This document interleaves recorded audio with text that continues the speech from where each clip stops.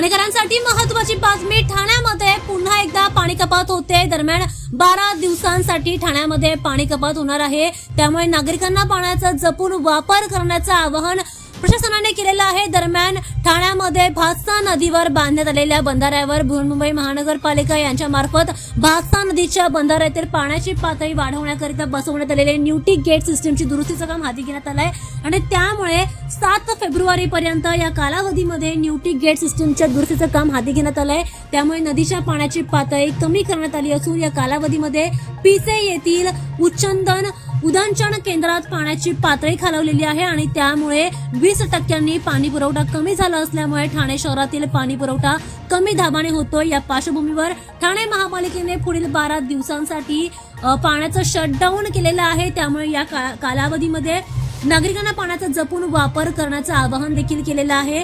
सकाळी 9 वाजल्यापासून ते रात्री 9 वाजेपर्यंत असं 24 तास पाणी बंद राहणार आहे. दरम्यान वेगवेगळ्या भागांमध्ये ठाण्यामध्ये पाणी पुरवठा कमी करण्यात येतोय. त्यामुळे नागरिकांना या कालावधीमध्ये सहकार्य करायचं आणि पाण्याचा जपून वापर करण्याचं आवाहन करण्यात आलं.